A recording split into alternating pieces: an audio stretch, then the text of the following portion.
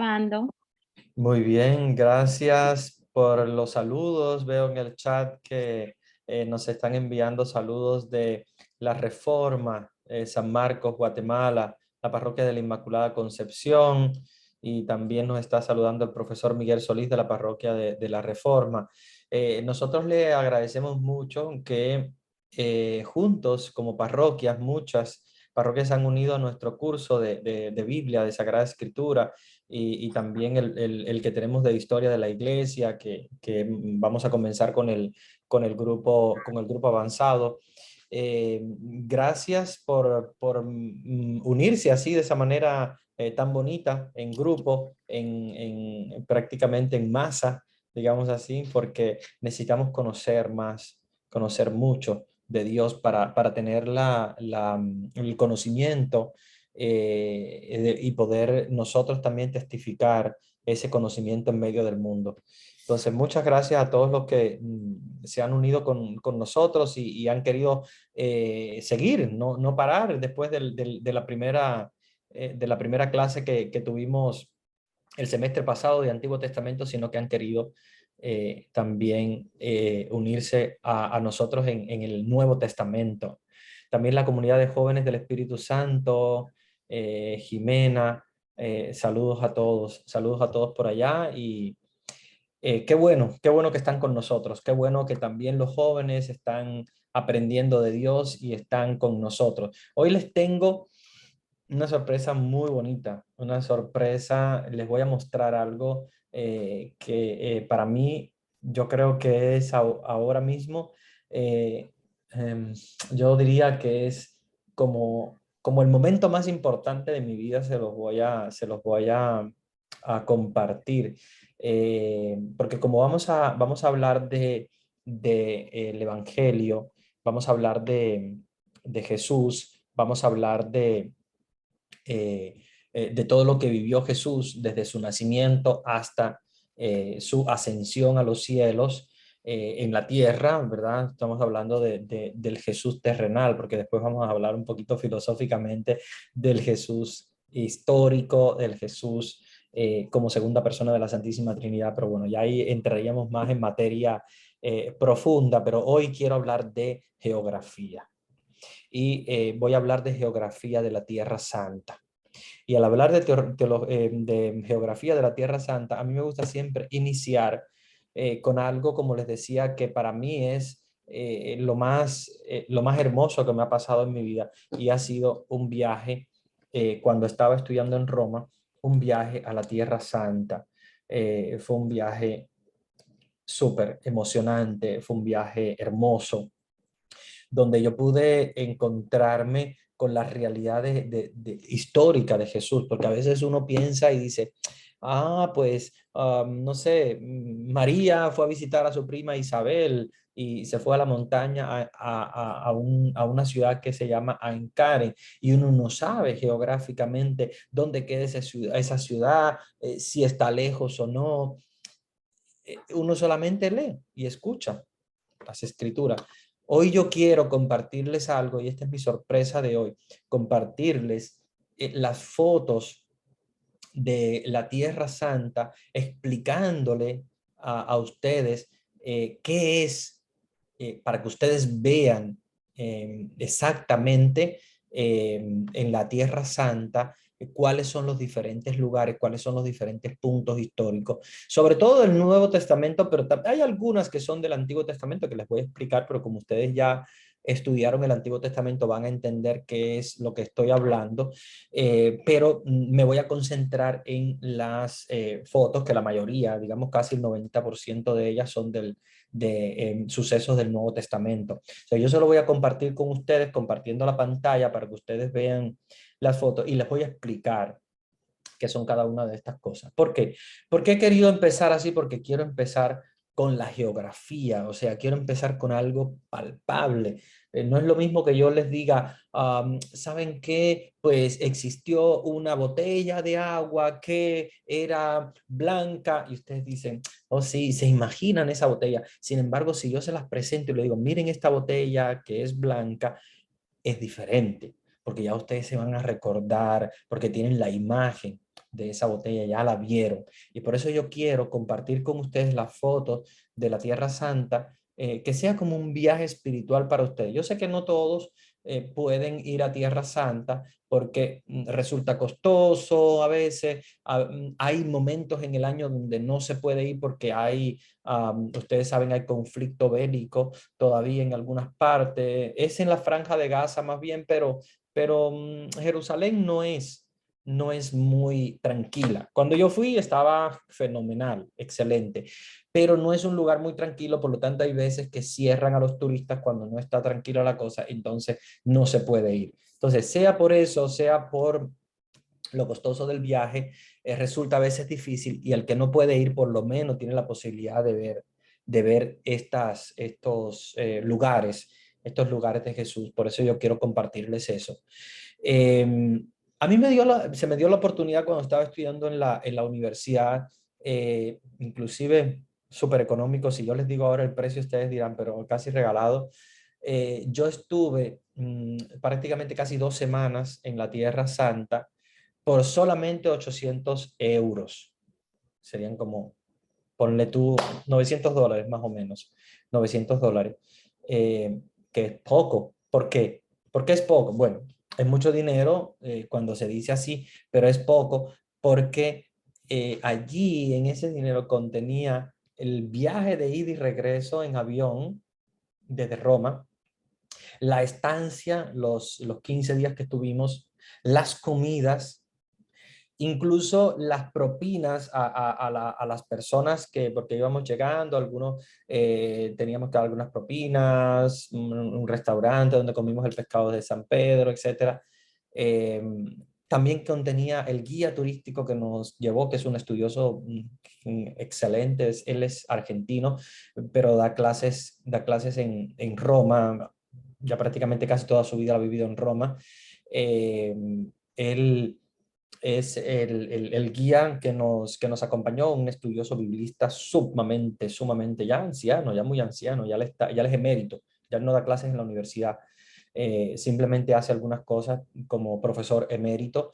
Entonces contenía también el guía turístico, pagamos los buses porque hay que trasladarse de un lugar a otro, de Galilea a Jerusalén, de Tel Aviv, que es eh, la capital, digamos el aeropuerto, hasta el lugar donde íbamos a dormir. Estábamos en casas de religiosas, las comidas no las hacían los árabes, porque acuérdense que los judíos no tienen mucho contacto con los cristianos, tampoco con los árabes. Sin embargo, los árabes sí tienen un poquito más contacto con los cristianos, no comparten con nosotros la misma religión, pero digamos que hay un poquito más digamos, de cercanía, entonces, y algunos son más pobres también y necesitan trabajo y trabajan, hacen comida y tal. La comida acá básicamente casi toda la comida árabe.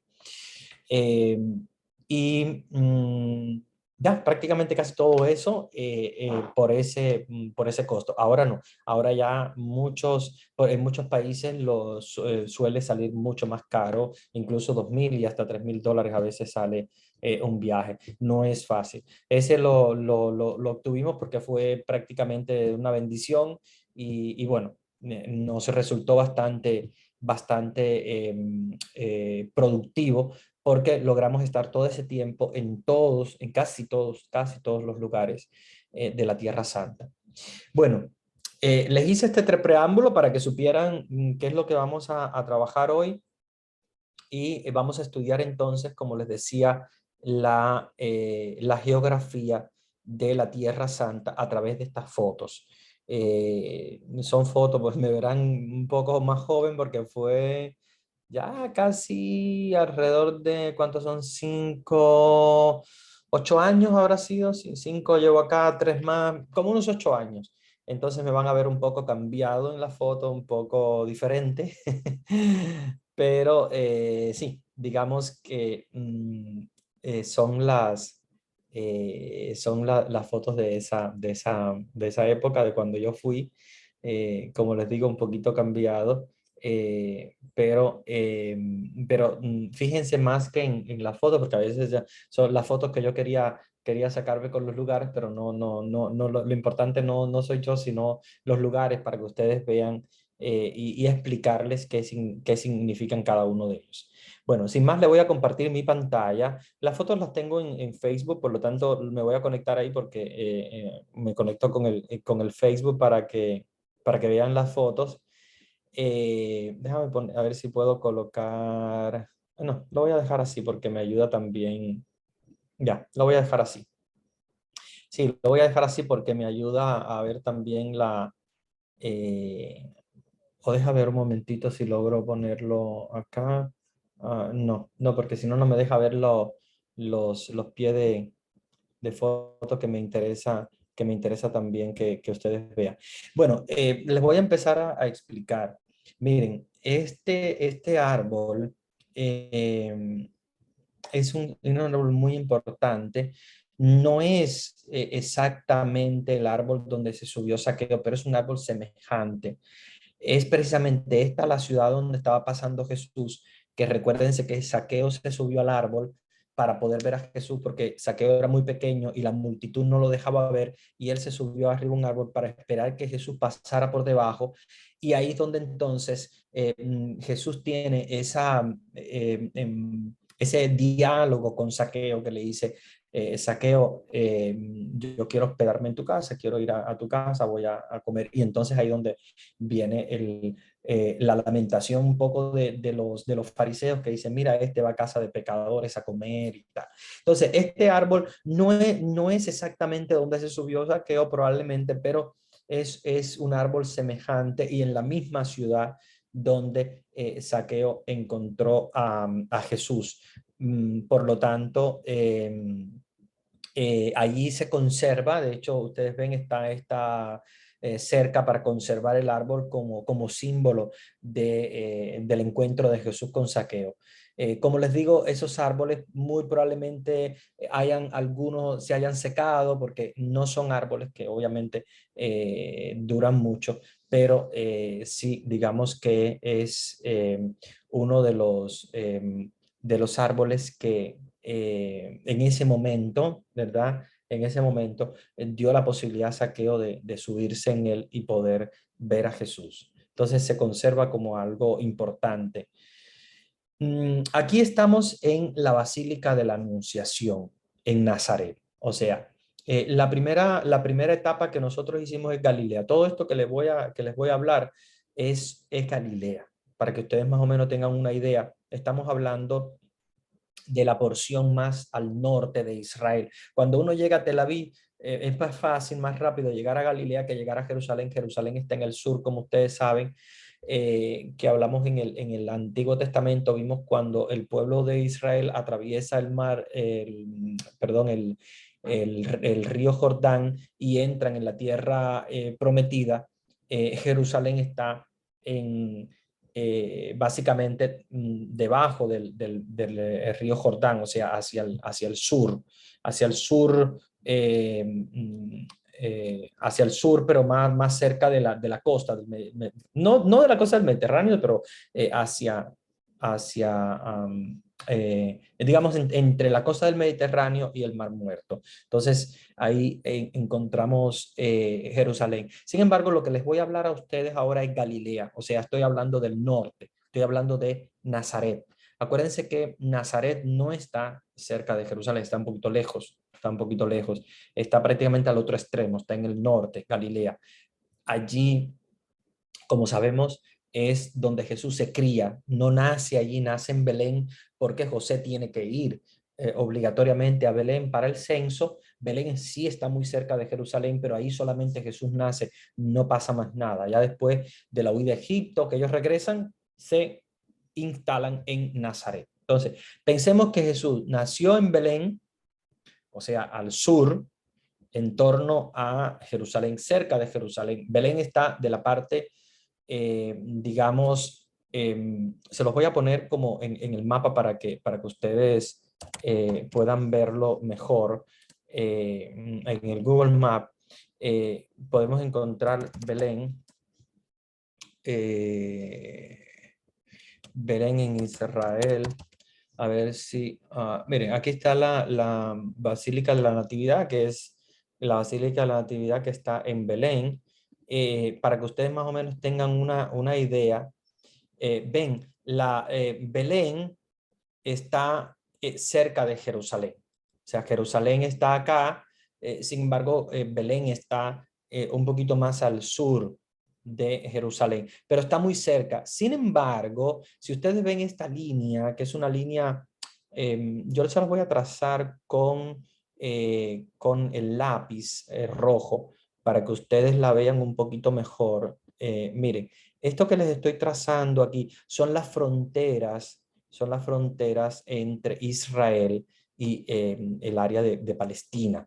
Entonces, miren, la Basílica de la Natividad, o sea, Belén, que es esta zona aquí, Belén forma parte de la zona palestina, es Palestina. De hecho, cuando vas de Jerusalén a Belén, no hay problema porque entras por la frontera de Palestina, pero para ir de Palestina a Israel sí es muy difícil, muy complicado porque los judíos hacen muchos registros y es un poquito difícil poder acercarse, poder entrar. Claro, nosotros entrábamos con un permiso y todo, pero sí, demora mucho entrar los buses y hacen un poquito de problema los judíos a la hora de entrar porque piensan que son generalmente palestinos que van entrando en Jerusalén y ellos tienen mucho control de eso. Entonces, esta parte, o sea, Jerusalén básicamente es judío, a no ser un pedacito que es de asentamiento musulmán árabe, eh, pero sí, la Basílica de la Natividad en Belén es completamente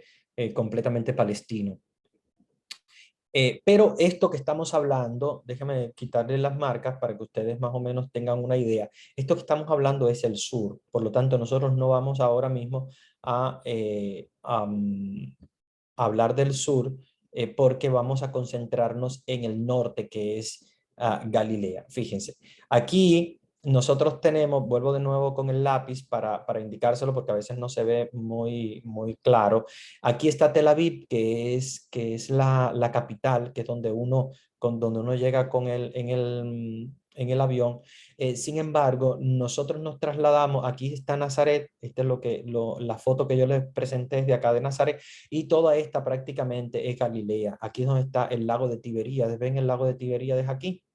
Aquí está el lago de Tiberíades. ¿Ok? Entonces, esto es el río Jordán. Todo esto de acá es el río Jordán. Y aquí tenemos el mar muerto. Aquí abajo este mar que vemos el mar muerto. He estado un poco rayando para que ustedes lo vean, pero la idea es que tengan en cuenta que vamos a hablar de esta área ahora. Toda esta área, que es el área de Galilea, es lo que nosotros visitamos. Porque acuérdense que Jesús nace aquí, en Belén. Después tiene que huir a Egipto por la persecución de Herodes, que estaba matando a los niños, etc. Cuando ellos se dan cuenta que Herodes ya murió, ¿verdad? La familia santa, eh, María, José y al niño Jesús, lo regresan entonces a Nazaret, que es donde estaba la casa de José. Le voy a presentar todo eso para que ustedes lo vean.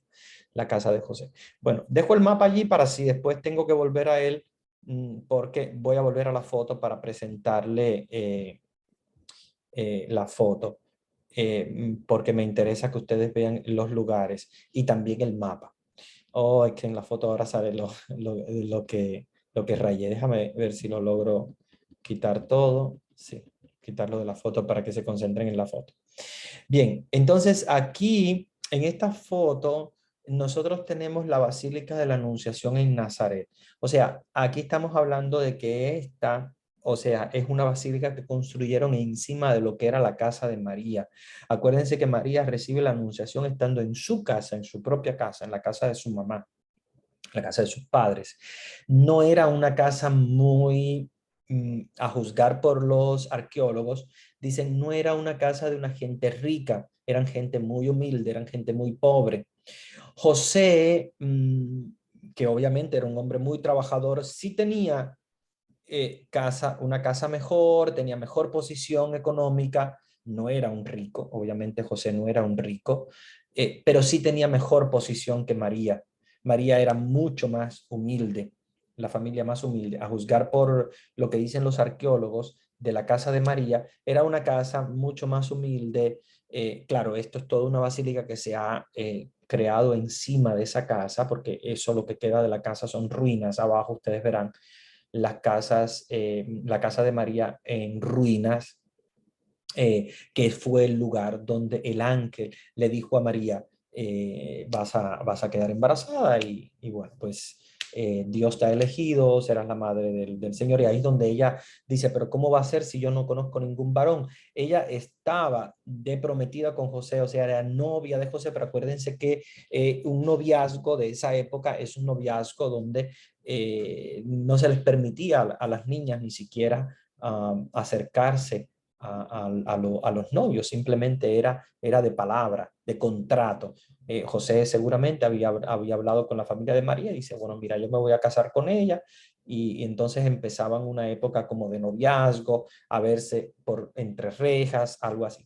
Y obviamente en ese momento dice ella, pero ¿cómo va a ser? Yo no conozco varón, no, ella no se, ni se había casado, ni había eh, tenido relación con ningún hombre y queda embarazada. Y ahí es donde el ángel le dice, bueno, por obra del Espíritu Santo vas a tener un hijo. Y ahí es donde entonces María acepta ser la esclava del Señor. En ese momento es donde ella acepta ser la madre de Jesús y por lo tanto la madre de Dios hecho hombre. Y en esa casa se supone que es donde María oraba, donde María se encontraba con Dios constantemente, hasta que después cuando José acepta casarse con María, o sea, llevarla a su casa, entonces María se mueve de esta casa, que es la casa suya, a la casa de José, que después vamos a ver más adelante en las fotos, que también hay ruinas simplemente. Acuérdense que lo que queda de esa época son prácticamente rocas, ruinas, lo que queda y ahora se ha construido encima basílicas para celebrar la misa encima de esas antiguas casas, pero prácticamente lo que quedan ya verán que son como paredes y rocas apenas de esa época. Entonces, aquí estamos en la entrada de la Basílica de la Anunciación, o sea, se llama Basílica de la Anunciación porque es la casa de María, donde el ángel se encontró con ella y le anunció que iba a ser la madre del Señor. Bien, aquí pasamos entonces, las fotos están un poquito regadas porque obviamente a la hora de colocarlas en el Facebook se me colocaron así un poquito medio regadas, pero sí les comento que todas estas son de Galilea, solamente que voy a hablarles de diferentes lugares. Ahora, después de pasar de Nazaret, vamos a pasar a otra, a Cafarnaúm. Este es eh, una ciudad, es una ciudad que le llaman la ciudad de Jesús, the town of Jesus, o la ciudad de Jesús, o el pueblo de Jesús, que es Cafarnaúm, que ustedes conocen en el Nuevo Testamento se menciona muchísimo Jesús yendo a la sinagoga de Cafarnaúm y bueno, pues también mucho de la historia de Pedro y los pescadores eran de Cafarnaúm, que está muy cerca del lago donde pescaban. Y ahora le voy a presentar también todo eso. Entonces, están un poquito regadas las fotos, pero todas son de Galilea. Digamos que Nazaret está en un punto de Galilea, Cafarnaúm, vamos a buscarlo porque quiero hablarles de geografía, entonces me interesa que ustedes conozcan también Cafarnaúm, dónde es que está ubicado. Vean, Cafarnaúm está precisamente aquí al lado del lago Tiberias. Lo voy a alejar para que ustedes vean a qué me estoy refiriendo, ¿no? ¿Se recuerdan que estábamos hablando de Nazaret, que aquí ustedes lo pueden ver, se los voy a circular en rojo, Nazaret, y de Nazaret ahora nos hemos ido a Cafarnaúm, que es esta ciudad de acá arriba, donde Jesús tuvo mucho que ver, sobre todo porque en el lago de Tiberíades, y fíjense que esto es un lago, no es un mar, no es como este es el mar Mediterráneo, este que le estoy rayando acá, todo ese es el mar Mediterráneo, es grandísimo. Sin embargo, no, Cafarnaúm le llaman el mar de Galilea, pero no es realmente un mar. Ellos le decían el mar porque eran los que vivían ahí, ese era el único mar que conocían.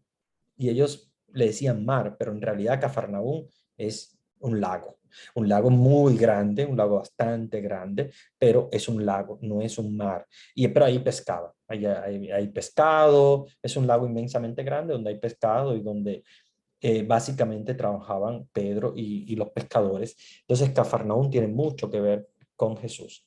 Vuelvo a las fotos, voy a ir saltando del mapa a la foto para que ustedes vean la geografía de la historia de Jesús, ¿ya? Bueno, voy aquí a quitar eh, los rayones porque si no me salen ahí en la foto. Estos dos son dos sacerdotes también que venían conmigo, dos sacerdotes de la India, son ellos también de mi misma congregación, y aquí ven también que van dos monjitas. Nosotros fuimos un grupo muy lindo, éramos todos sacerdotes y religiosas que fuimos a hacer ese viaje. Fue muy hermoso, hermoso. No todas las religiosas son de la misma congregación, tampoco no todos los sacerdotes son de la misma congregación, pero estos acá sí son de mi congregación, son de la India, y las hermanas también son de misma congregación. Ahí salen de espaldas porque van caminando hacia adentro, vamos entrando a esta que es Cafarnaúm. Miren, aquí está, como ustedes ven abajo, estas piedras, estas rocas, son los restos de lo que queda de la casa del apóstol Pedro. Pedro era un pescador, no vivía mal. La casa de Pedro era bastante grande, digamos, para la época. Para esa época, tener una casa de esas dimensiones, de ese tamaño, era una casa, digamos, bastante grande porque tenía su cuarto, digamos, tenía bastantes dimensiones. Y por eso dicen que Pedro, obviamente, como pescador, no era un hombre, digamos, letrado, como lo era, pensemos, Lucas, otros que hayan hecho grandes estudios, pero sí, con su trabajo se lograba ganar su dinerito y bueno, lo que pescaba, lograba también él, pues, tener su casa. Recuérdense que el Evangelio habla de la suegra de Pedro, o sea, se ve que Pedro tenía su esposa, tenía su suegra que vivía con él y tenía una casa bastante grande. Ya quedan apenas restos, ven, solamente son piedras, rocas que quedan de la casa del apóstol Pedro, y encima, lo que ustedes ven encima, que es una construcción mucho más moderna, obviamente, es una iglesia. Fíjense que en cada una de estas cosas siempre se han creado construcciones modernas encima, o sea, casas encima. Y esto es una basílica o una iglesia que se edificó encima de la casa de Pedro para recordar cómo la fe tiene que tener como centro la Eucaristía. Entonces siempre hay una iglesia cerca de todos estos lugares importantes. ¿Por qué? Porque cuando vamos a celebrar la Eucaristía. Vamos a celebrar la Eucaristía, que es el centro. Ustedes verán también algunas fotos donde estoy yo celebrando. Me tocó celebrar la Eucaristía en uno de los lugares. No sé si me va a dar tiempo hoy, porque como son muchas, yo los divido casi siempre en dos clases, y tal vez me toque la clase que viene comentarles de esa celebración, de esa Eucaristía que hice, porque nos tocaba celebrar la Eucaristía a los diferentes sacerdotes cada día, a, a, a diferentes sacerdotes que pudieran hablar italiano. Algunos no hablaban del todo italiano, entonces no se atrevían, decían que no podían, porque algunos tenían dificultades para hablar mm, la lengua italiana. Nosotros fuimos todos de la Universidad de Roma, entonces la lengua que usábamos allá para todo era el italiano, para celebrar la Eucaristía, para rezar, y las explicaciones también de los diferentes lugares, todo era en italiano.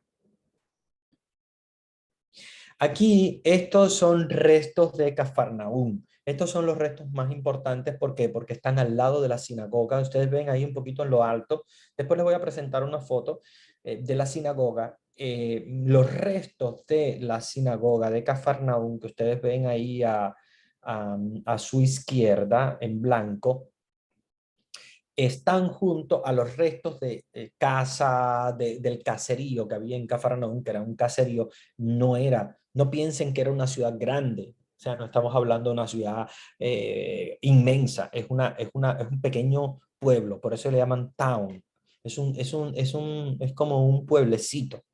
Cafarnaúm no es una ciudad como Jerusalén, absolutamente no, como Jerusalén no, tampoco como Belén, ni siquiera tampoco como Nazaret. Es un pueblecito más chiquito, un pueblo de pescadores, porque está al lado del mar. Si ustedes ven atrás de mí, detrás de los pinos que están detrás de mí, se ve el mar. Bueno, el mar, yo digo el mar porque ellos le llaman el mar de Galilea, pero es el lago de Tiberíades o el lago de Galilea.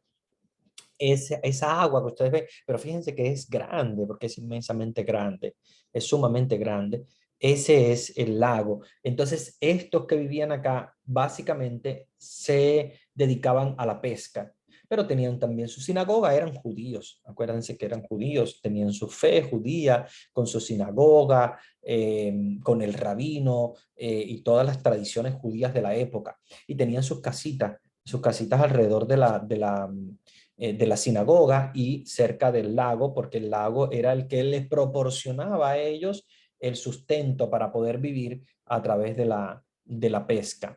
Entonces, ahí tenemos los restos de la ciudad de Cafarnaúm. Apenas quedan piedras, porque acuérdense que estos son construcciones de hace 2000 años. Estamos hablando de hace 2000 años, que fue en la época en la cual Jesús pasó por acá. Piensen que Jesús recorrió hace 2000 años estos lugares, estas casas, enseñando en la sinagoga de Cafarnaún. Entró varias veces, como ustedes saben, que conocemos, las curaciones que hizo, la predicación que hizo, lo hizo en estos lugares. Entonces Jesús pasó hace 2000 años por estos lugares. Por eso es tan importante y tan hermoso cuando uno visita estos lugares, porque es como revivir, ¿verdad? Caminar con Jesús por estas calles, calles de piedra, obviamente, en sandalia que andaba él por todas esas calles, y bueno, recorrer toda esa historia es súper hermoso.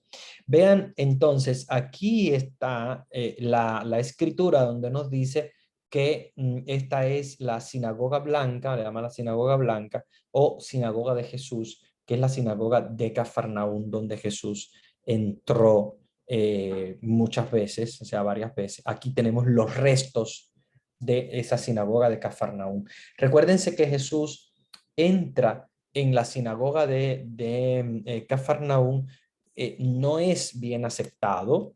Recuérdense que no es bien aceptado. Apenas los seguidores de Jesús en Cafarnaún son los apóstoles, Pedro y algunos de los discípulos. La mayoría de los demás judíos simplemente lo rechazaron.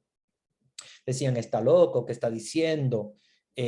Algunos pues sí se convertían porque veían sus milagros en el lago, en ese lago es donde Jesús realizó lo que se llama la pesca milagrosa. Recuérdense que no habían pescado nada y él se aparece para la pesca milagrosa. Es en ese lago donde hubo una tormenta y Jesús calmó la tempestad. ¿Se recuerdan cuando Jesús calma la tempestad? Que estaba durmiendo en la barca como si nada estuviera pasando, y ahí donde Pedro, vuelto loco, dice, maestro, pero a ti no te importa lo que está pasando, nos estamos hundiendo, nos estamos ahogando, porque ese lago es grande y según dicen, producto a los vientos en ese lago puede haber tempestad, sobre todo cuando llueve mucho, y los vientos pueden hacer que las personas también mueran en el lago. Entonces ahí Jesús calmó la tempestad. Ahí sucedieron muchas cosas en Cafarnaún. Cafarnaún es una de las ciudades que más historia tiene de Jesús, porque acuérdense que a Jerusalén Jesús bajaba 3 veces fue. 3 veces fue, pero fue para cosas específicas, ¿verdad? Que iba a hacer, pero la mayoría de su tiempo lo pasó en Galilea. Y cuando digo Galilea, me refiero a todos estos pueblecitos como Nazaret, Cafarnaún y otros pueblecitos de Galilea, donde él, bueno, ahí también tenemos dentro de Galilea, tenemos también la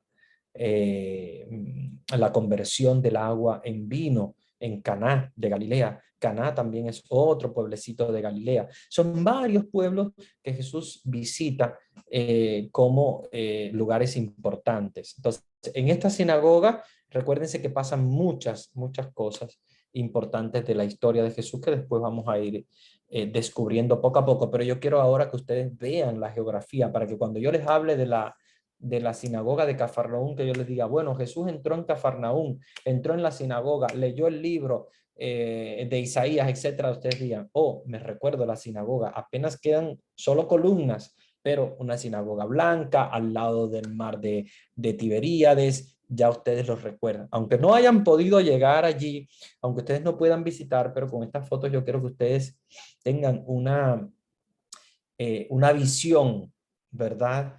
Gráfica de qué es ese lugar. Porque si yo les digo la sinagoga de Cafarnaúm, ustedes pensarán, bueno, ¿qué será la sinagoga de este Cafarnaúm? ¿Cómo estaba construida?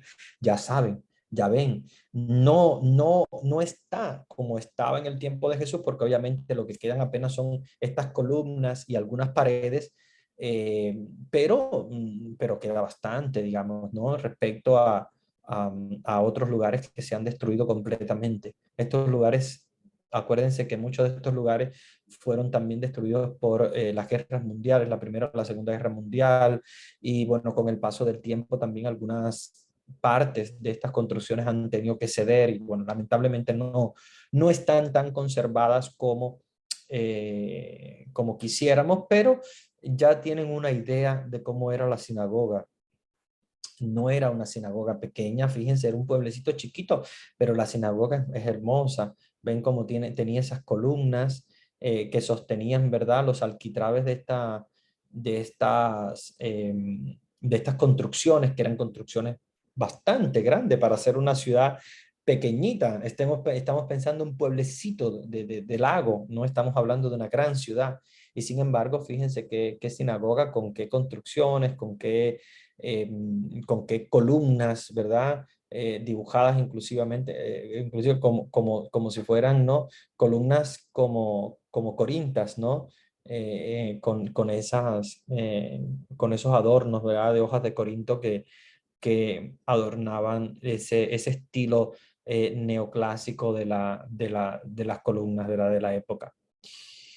Y bueno, pasamos ahora a ver restos de la ciudad de Cafarnaúm. Vean que hay una muralla. Casi todas las ciudades tenían murallas para defenderse. Recuérdense, Jerusalén también, vamos a ver cuando veamos Jerusalén, es una ciudad mucho más grande, más moderna, pero todas las ciudades, Jerusalén, Cafarnaúm, todas las ciudades tienen murallas porque ellos se defendían de los ataques, entonces se podían defender a través de las murallas los ataques de otros pueblos cercanos que querían saquearles de alguna manera, robarles, tenían esas murallas. Y vean cómo las piedras, ¿verdad? Que tienen inclusive sus números para saber exactamente qué era lo que había allí. Los arqueólogos están estudiando cada uno de esos lugares, qué era, ¿verdad? Algunos eran casas, otros eran negocios que existían, y los hacían así de esa manera, ¿verdad? Esas construcciones en piedra con cemento que tomaban incluso de la arena del mismo lago, y hacían el cemento para pegar las piedras y hacían esas construcciones sumamente hermosas, grandes y fuertes, ¿verdad? Que ahora apenas quedan piedras, porque como les digo, muchas de estas ciudades fueron saqueadas, algunas ciudades fueron bombardeadas, incluso bajo las guerras que hubo en Israel. Y bueno, Cafarnaúm es de las ciudades que quedan apenas quedan solamente restos, no quedan casas. Aquí estamos saliendo en el mismo ciudad de Cafarnaúm, estamos saliendo a dar un paseo por el mar de Galilea. Aquí van las hermanas, van también, atrás están los sacerdotes, como ustedes ven, todos los que aparecen son sacerdotes y las hermanas, las que aparecen son hermanas y sacerdotes. Vamos de allí a hacer el paseo a, al lago de Galilea, al mar de Galilea. Aquí estamos en Caná de Galilea, que también es otro pueblecito, no es exactamente en Cafarnaúm, no es el pueblecito del lago, es otro. Caná de Galilea, para que ustedes más o menos tengan una idea, se los voy a presentar en el mapa. Caná de Galilea, esta es la iglesia de las bodas de Caná de Galilea, que queda esta iglesia que es esta que está acá, pero solamente yo tengo la foto de adentro. Esta es la parte de afuera, la que les estoy presentando aquí es la parte de afuera. Es aquí donde Jesús convirtió el agua en vino, donde María interviene. Se lo estoy alejando para que ustedes vean más o menos dónde queda. Ustedes se recuerdan que estábamos hablando anteriormente de Cafarnaún. Se los voy a dibujar en rojo. Aquí está Cafarnaún, ¿verdad? Aquí está el lago de Galilea, y aquí tenemos Caná de Galilea, que está bastante cerca de Nazaret. De ahí de Nazaret, por eso María pudo ir a las bodas. Seguramente ella fue de las primeras invitadas, y ella pues invita a Jesús, y de ahí pues ya como amistades y tal, pues se pegan también los discípulos a ir a la boda. Y ahí es donde entonces Jesús realiza este primer milagro. Volvemos a las fotos. Aquí entonces estamos en la parte de adentro. Ustedes vieron la parte de afuera de la iglesia. Esta es la parte de adentro de la iglesia de Caná de Galilea, que es el lugar. En todos estos lugares se construyó una iglesia, pero acuérdense que en la época de Jesús, cuando Jesús convierte el agua en vino, era una casa, era la casa de los novios, ¿verdad? Y allí estaban celebrando la boda, y Jesús va con su mamá, con sus discípulos. Claro, ahora ya está construida una iglesia adentro para celebrar la Eucaristía, pero era una casa de personas que se habían casado o se estaban casando, y como ustedes saben, Jesús interviene con su primer milagro gracias a la intervención de María, que dice: hagan lo que Él les diga. Allí, en ese lugar, cuando van las parejas de esposos, ellos renuevan las promesas del matrimonio. Allí celebran muchas veces los aniversarios de boda. Es un lugar hermoso para recordar precisamente el momento en el cual Jesús convierte el agua en vino. Entonces, este es un lugar sumamente importante. Vamos a pasar entonces ahora a Nazaret. Esto que ven ustedes es uno de los restos de la casa de José.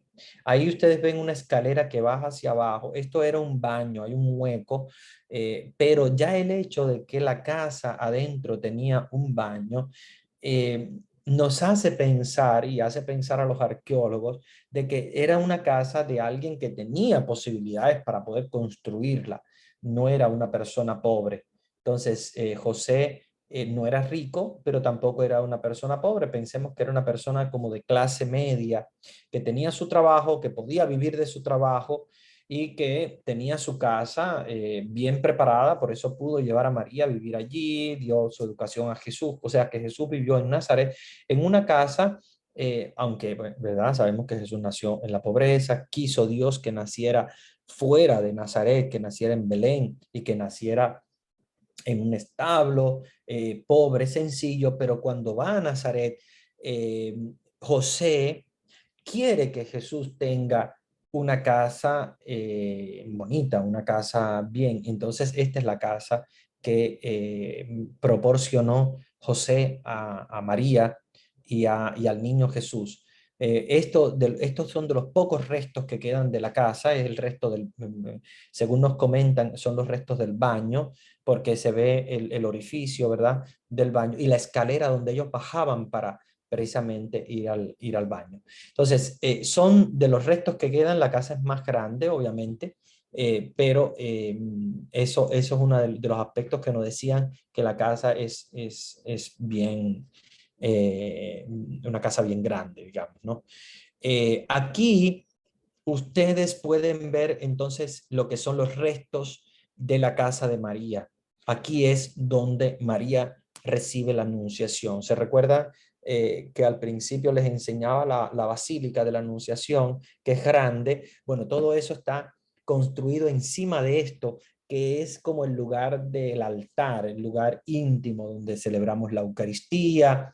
este es el lugar, esta como que parece como una cueva, era la casa que tenía, ¿verdad? María y sus padres, Joaquín y Ana, que no eran personas ricas, que eran personas bastante humildes, y lo que tenían pues era esta casa, que es una casita muy humilde, donde María recibe la anunciación, el anuncio del ángel. Entonces, este es la cueva donde el cuarto donde María recibió el anuncio del ángel, que era su cuarto, y es convertido ahora mismo en un altar, y después toda la otra basílica más grande afuera, que es bien hermosa. Bueno, aquí ustedes ven lo mismo que les presenté anteriormente, esta foto, esto que ustedes ven aquí, pero visto desde lo alto.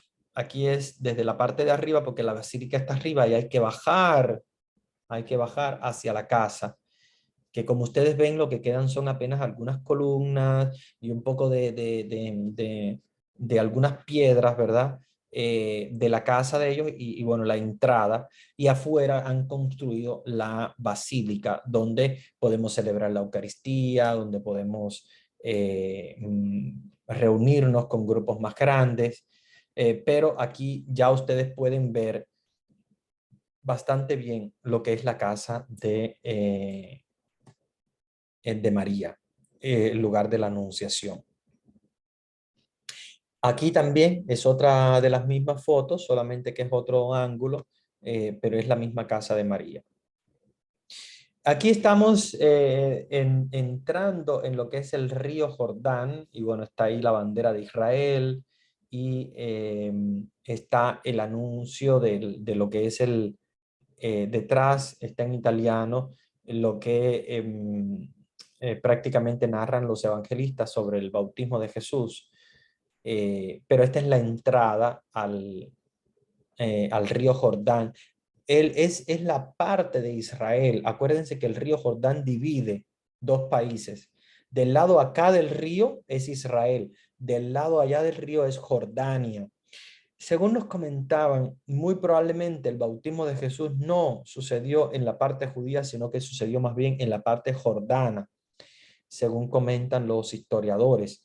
Pero para viajar a Jordania desde Israel es muy problemático. Si entras en Israel no puedes entrar en Jordania. Si entras en Jordania no puedes luego entrar en Israel. Entonces nos dijeron, vamos a ver el río Jordán, pero no precisamente por el lado de Jordania, sino por el lado de Israel, lo cual no es exactamente donde fue bautizado Jesús, pero sí el mismo río, la misma agua, solamente que no es la misma riviera, sino que es la riviera opuesta al, a- ¿verdad? En el río.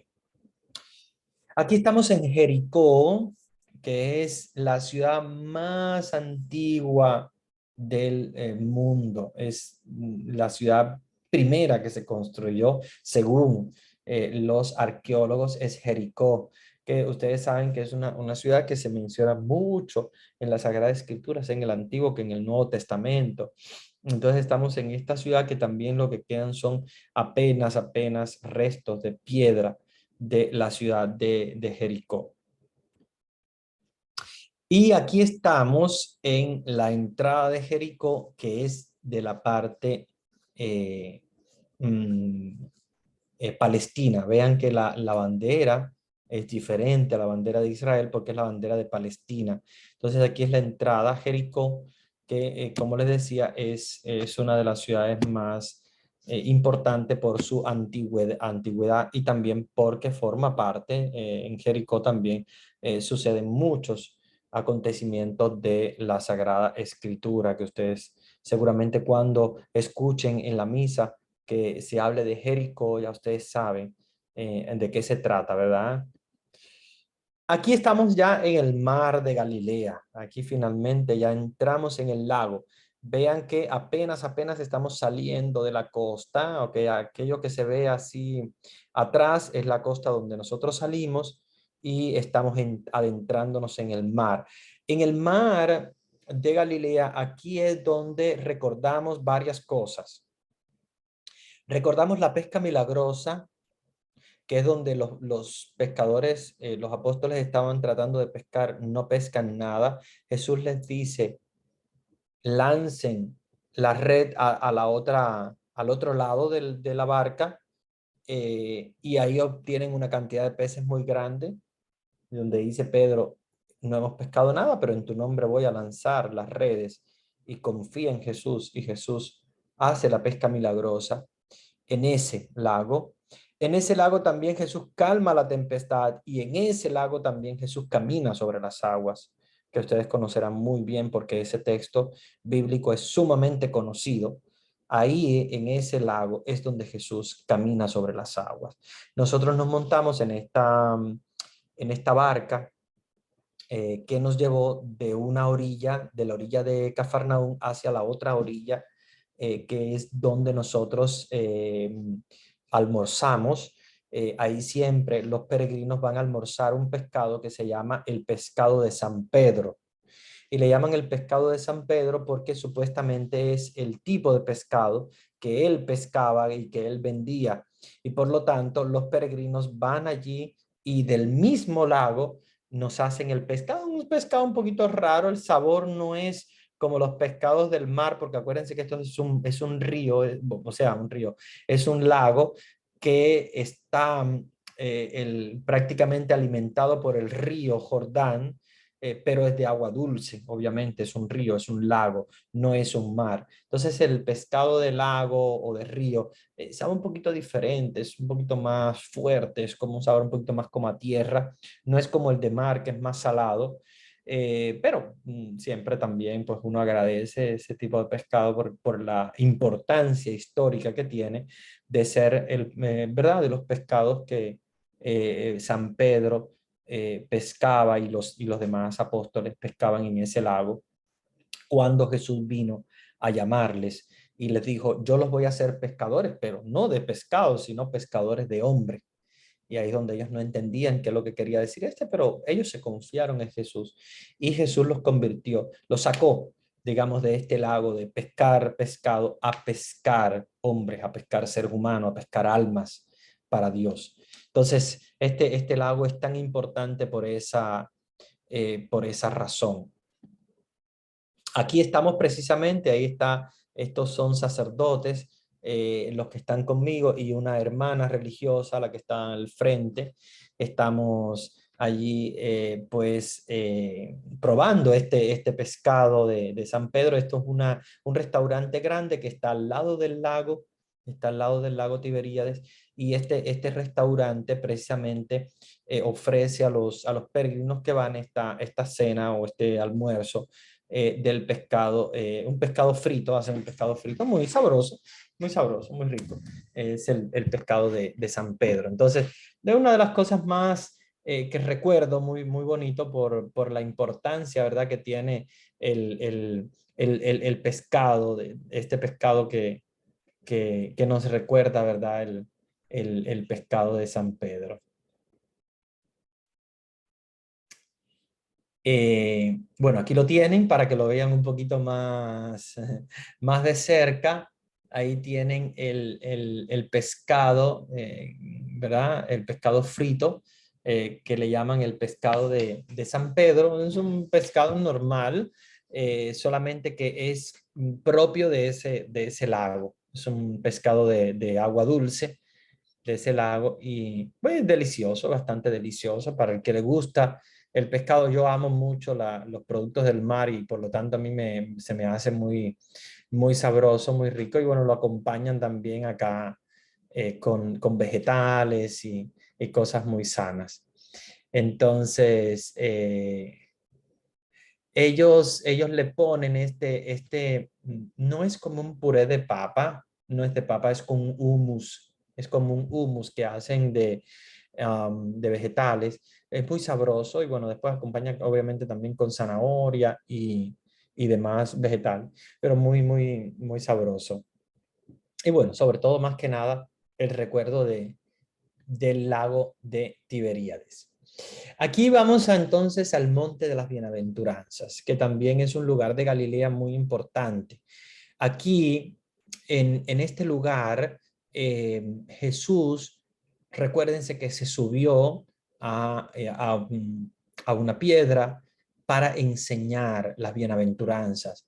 Recuerden Mateo 5, ¿verdad? Bienaventurados los pobres en el espíritu, etcétera, etcétera. Como ustedes conocen ya las bienaventuranzas, este es el lugar de las bienaventuranzas. Así que cuando ustedes escuchen en la misa, Jesús subió a la montaña y les enseñó las bienaventuranzas. Bienaventurado el pobre en espíritu, bienaventurado los perseguidos la justicia, bienaventurado, etcétera, etcétera. Ya se recordarán que este es el lugar de las bienaventuranzas. Este exactamente es un monte apartado, no es en la ciudad, el apartado, todas las personas que le siguieron, porque acuérdense que él hacía milagros y las personas le seguían atrás de él y había una multitud muy grande hasta que él se sube entonces en la piedra y empieza a enseñarles. ¿Ya? Y ahí es donde les enseña también. Acuérdense que el monte de las bienaventuranzas, él no solamente les enseña lo de bienaventurados los pobres en el espíritu, sino que él también les enseña otras cosas muy importantes, como por ejemplo aquello que siempre para nosotros es muy común, escuchar hablar de si te pegan en una mejilla, preséntale la otra, ¿verdad? Presentar la otra mejilla. Ahí también él les enseña sobre eso. Les enseña de que si tienes dos capas y hay un hermano tuyo que no tiene, dale una de las que tienes. Si alguien te convida o te invita a caminar una milla, camina con él 2 millas. Todo este mensaje que para los judíos es muy, muy contrastante, es precisamente el inicio de su predicación. Recuérdense que esto pasa después que él regresa del desierto, después del bautismo. Después que Jesús es bautizado, que regresa del desierto, él enseña. ¿Por qué? Porque se necesitaba precisamente poder orientar sobre su misión a las personas que decían, ¿y este quién es? ¿Verdad? ¿Este quién es? Y los apóstoles tampoco conocían nada de Jesús. Empezaron a conocer más a través de este momento de las bienaventuranzas donde él se reúne con sus discípulos, con sus seguidores para hablar el mensaje que él venía a traer. Entonces, este es el monte de las bienaventuranzas, este es el lugar donde él se sube a, bueno, no sabemos si es exactamente esa piedra, pero sí ese es el monte de las bienaventuranzas que vio Jesús y que escuchó a Jesús predicar sobre las bienaventuranzas. Bueno, aquí estoy celebrando la misa con los demás sacerdotes y también con las hermanas, con las religiosas. Me tocó ese día precisamente presidir la Eucaristía. Ahí me tocó presidir la Eucaristía. Cada día presidía a alguien diferente, sobre todo, bueno, de los que hablábamos italiano, y ahí estoy celebrando la misa en italiano. Nada más y nada menos. Me tocó hacer la predicación en italiano ante mis hermanos sacerdotes y ahí estoy celebrando la Eucaristía precisamente en el Monte de las Bienaventuranzas. Ahí no se ha edificado una basílica, no sé realmente el por qué.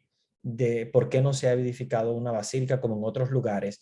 Solamente se ha podido construir esta capilla de zinc muy, digamos, muy humilde, muy pobre, con estos banquitos que hay y un altar muy humilde, pero muy importante, muy significativo, porque acuérdense que aquí es donde Jesús predicó las bienaventuranzas a sus seguidores, a sus discípulos, a sus apóstoles. Entonces, no se ha podido construir la basílica, tal vez, acuérdense que no es muy fácil obtener los permisos del pueblo de Israel porque son judíos, son contrarios a nuestra religión y a veces no es sencillo una construcción, entonces hay que hacer algo así un poco más sencillo. Fíjense que nos da el sol también a veces en la cara. Es una capillita muy humilde, pero a la vez muy, muy hermosa. Eso fue diciembre del 2012, para que más o menos tengan una idea. No es un clima frío, diciembre allá no es frío, es templado, digamos que es fresco, pero no es frío, no es frío. El invierno allá no es tampoco muy fuerte, es bastante débil.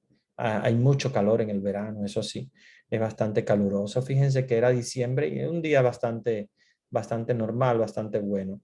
Y ahí entonces me tocó celebrar, presidir la Eucaristía. Fue bien hermoso en el lugar donde Jesús dio el discurso de las bienaventuranzas. Aquí estoy celebrando la Eucaristía y bueno, pues me tocó celebrar en italiano. eh, y bueno, fue un momento hermoso. Ahí ven los hermanos sacerdotes celebrando conmigo. Estoy haciendo la consagración como ustedes ven, de la sangre de Cristo, el cáliz.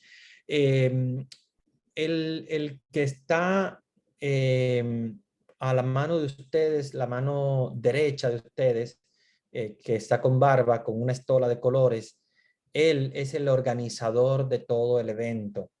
Él en la universidad es el presidente de el comité de Mariología. Es una de las personas que más conoce de María, yo diría, en el mundo entero. Es, es un español, eres español, pero prácticamente ha vivido toda su vida allí en la universidad en Italia y tiene un conocimiento muy amplio de María. Él fue mi asesor de tesis, con él yo hice la tesis sobre María y la Santísima Trinidad. No sé no creo que a ustedes les he comentado, pero va a llegar un momento cuando hablemos de María que le voy a comentar sobre la tesis mía, la tesis para graduarme de teología. Mi tesis se llamó María, la hija del Padre, la madre del Hijo y la esposa del Espíritu Santo. Ese fue el tema de mi tesis, porque yo quise hacer una tesis muy linda, muy hermosa sobre la importancia de María y la relación de María con la Santísima Trinidad. Por eso mi tesis se llamó María, la hija del Padre, porque es hija de Dios Padre, ¿verdad? Porque ella es creación de Dios Padre, pero es la madre de Dios Hijo, porque es la madre de Jesucristo, y es la esposa del Espíritu Santo, porque el Espíritu Santo es la que desposa a María y la que prácticamente engendra al Creador en su seno. ¿Verdad? Es por obra del Espíritu Santo que María concibe a Jesús. Entonces, es una tesis muy linda. María, hija del Padre, madre del Hijo, esposa del Espíritu Santo. Y ahí la relación con la Santísima Trinidad desde el punto de vista mariológico, hermosa. Yo estuve súper contento y este profesor, el profesor Antonio Escudero, el padre Antonio Escudero, es una de las personas que más conoce de María, yo diría, en el mundo entero, porque en el Vaticano él es uno de los consultores. Cualquier cosa que se escribe sobre María, siempre le dan a él para que revise, porque él es, en la universidad de nosotros era el número uno, María. Y en la ciudad de Roma era de los primeros que recibía cualquier cosa del Papa o algo, él siempre lo revisaba porque es una de las personas que se ha dedicado toda su vida. Él lo único que ha hecho es estudiar en profundidad la Mariología. Entonces estuve súper orgulloso de poder concelebrar con él, que él fue el creador de todo este viaje y él fue el que me invitó a que yo presidiera la Eucaristía. Súper hermoso. Él es, ya les digo, en Roma es de los números uno, de entre los primeros, para no decir que es el primero, dentro de los primeros en Mariología. Entonces esta foto es un recuerdo muy hermoso que tengo de ese encuentro.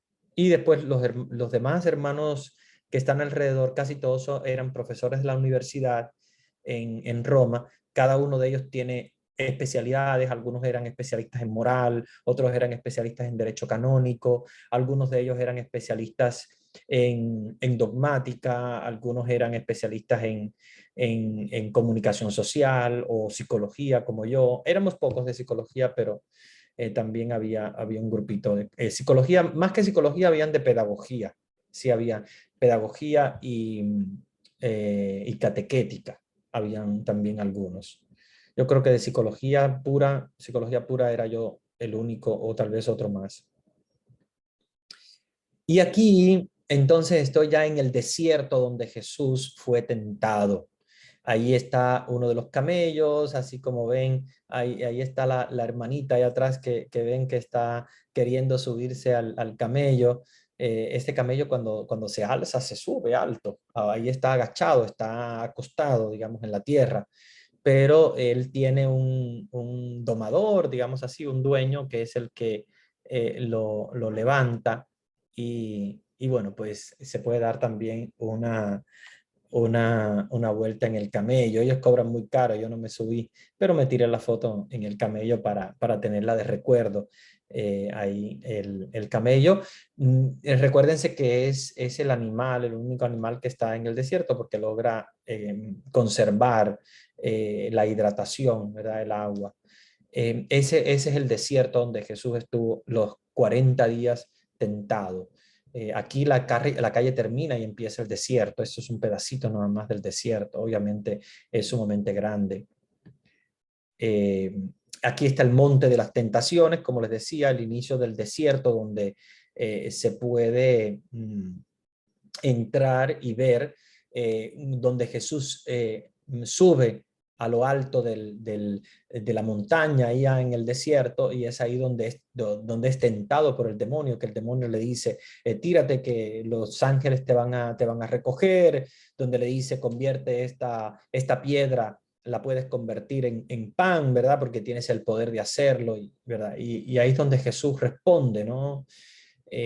No solo de pan vivirá el hombre, no tentarás al Señor tu Dios, y bueno, las tentaciones que después vamos a estudiar con más detenimiento, pero ahora quiero que sepan, para que ustedes vean y tengan una foto, digamos, así en su mente, cuando escuchen hablar del monte de las tentaciones, ustedes digan, no, yo no he ido nunca, pero conozco, sé, es un monte de desierto, básicamente, porque acuérdense que aquí termina toda la civilización y ya de ahí en adelante empieza todo el puro desierto. Y ese fue el monte de las tentaciones. Ahí está la indicación, ahí arriba está el monte de las tentaciones. Hay que subir, obviamente, pero nosotros no llegamos a subir hasta lo alto porque teníamos poco tiempo, teníamos que ver más lugares. Pero sí, aquí está el monte de las tentaciones.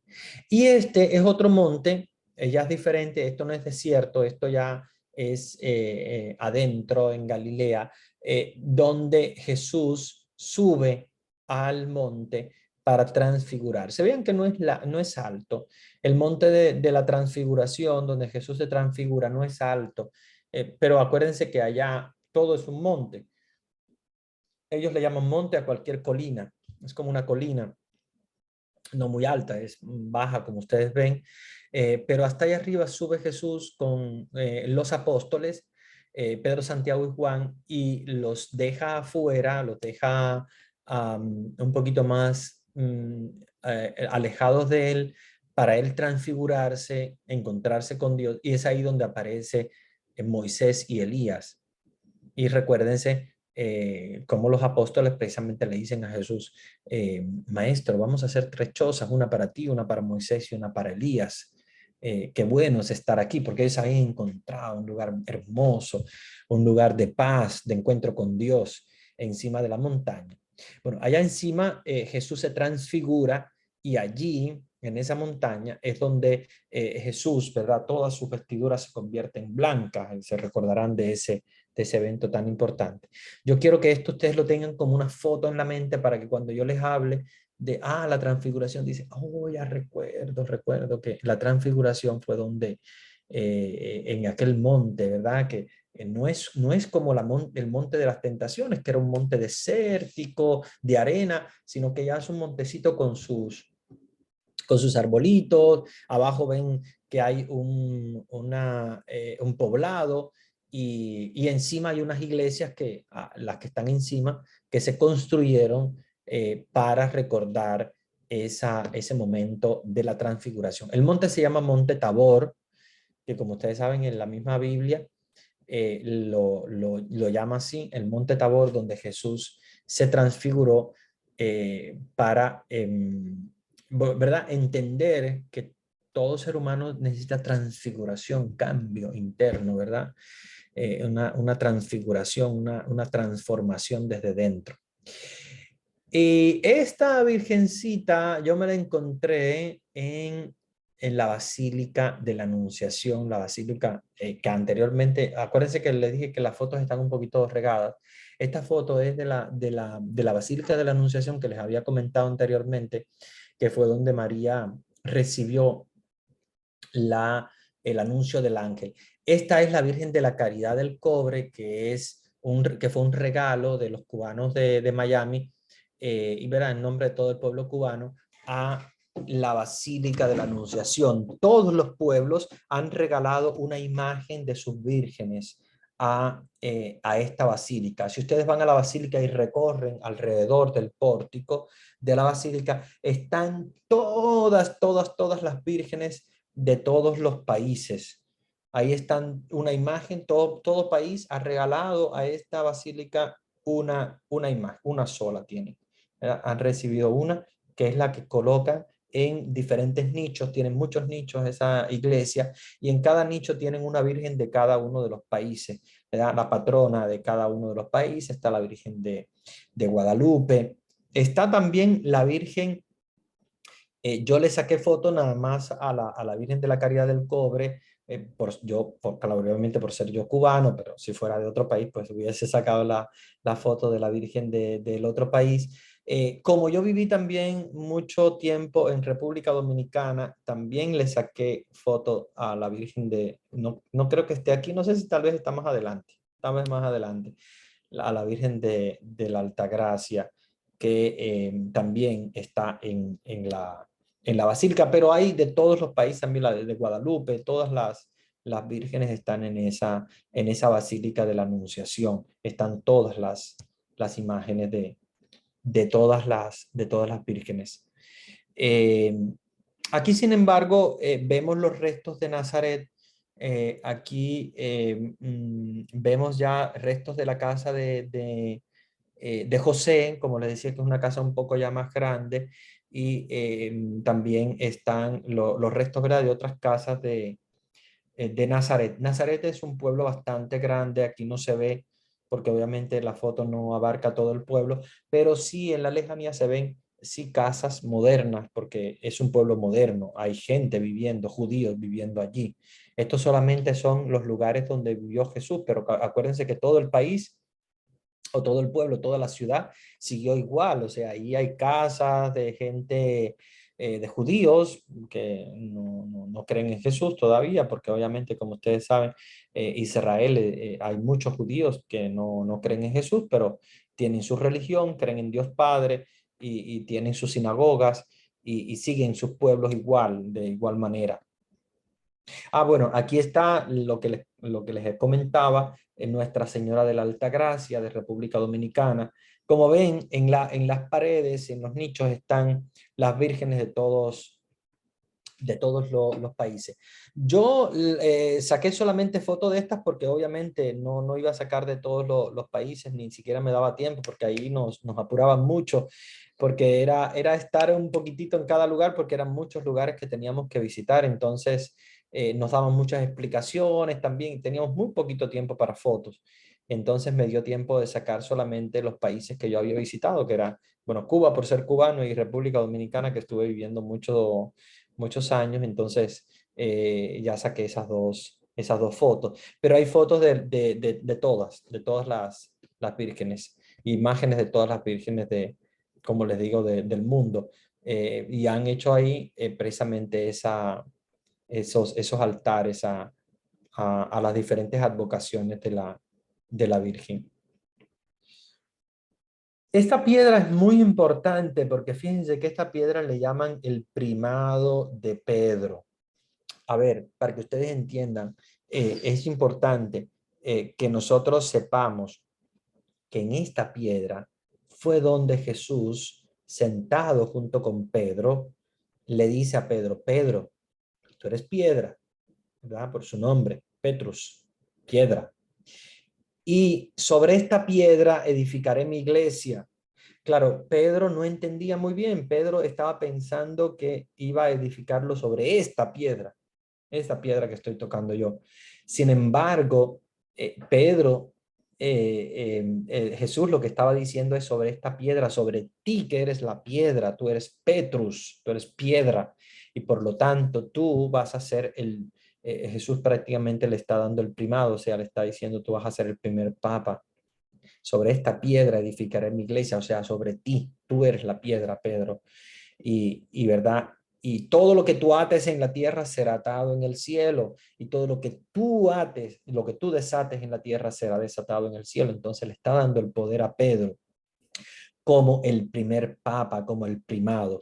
Entonces esa piedra es la piedra del primado porque allí es donde Jesús le dijo a Pedro, tú vas a ser el primer papa. No le llama papa porque acuérdense que el nombre papa va a venir después, más adelante, en la historia de la iglesia, vamos a estudiarlo, pero sí le da ya, digamos, como la importancia de ser el primero entre los apóstoles, el primado, primado quiere decir como el primero, o sea, va a ser el centro, la cabeza, la piedra de la iglesia católica que estaba fundando Jesús con sus apóstoles.